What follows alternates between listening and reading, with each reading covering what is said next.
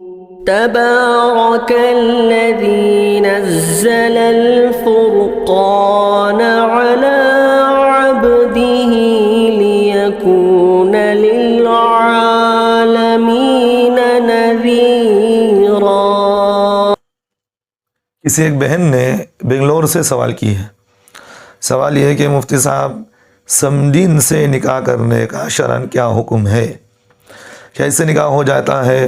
کیونکہ ہمارے خاندان میں کسی ایک آدمی نے اپنی ہی سمدین سے نکاح کر لیا ہے، تو اس کی وجہ سے خاندان میں بڑی جھگڑے ہو رہے ہیں اور آپس میں اختلافات بھی چل رہے ہیں۔ تو شریعت میں کیا اس طرح نکاح ہو جاتا ہے؟ بعض لوگ کہہ رہے ہیں کہ بھئی نکاح نہیں ہوتا، بعض لوگ کہہ رہے ہیں کہ اس سے نکاح ہو جاتا ہے۔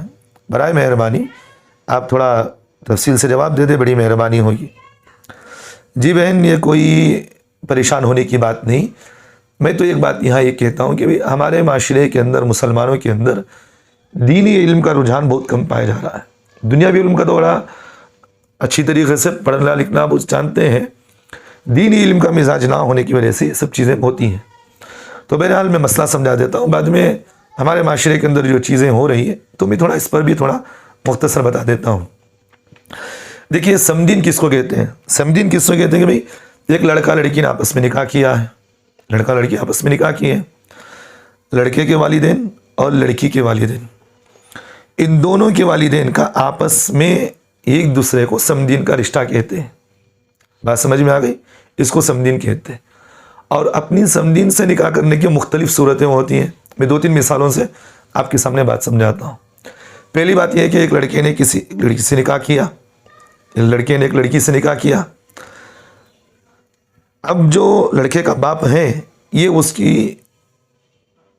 لڑکے کا جو باپ ہے یہ لڑکی کی ماں کے لیے سمدین ہوگا۔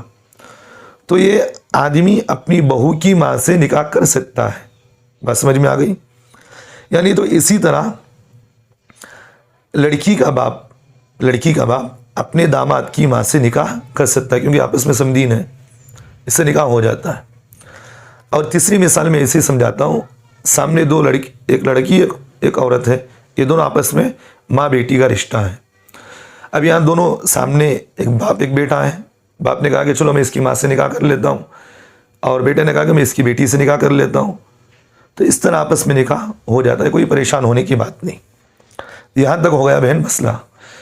اب ایک بات میں آپ کے سامنے یہ کہتا ہوں کہ ہمارے معاشرے کے اندر کم علمی کا رجحان زیادہ ہے۔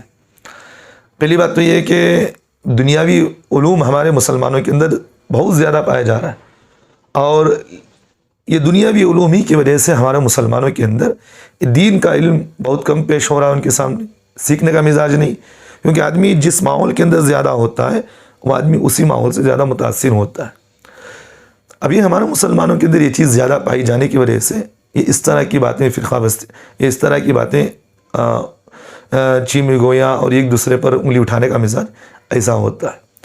تو اس لیے بہن بہت اچھی بات ہے کہ آپ نے مجھے مسئلہ پوچھ لیا، اور اس سے کوئی پریشان ہونے کی بات نہیں۔ جو لوگ اس طرح کبھی لا علمی میں ایسے مسائل لوگوں کے سامنے بتاتے ہیں تو آپ ان کو سمجھائیے اور علماء سے رجوع کرنے کی ان کو آپ ترغیب دیں۔ اللہ ہم تمام کو عمل کی توفیق دے۔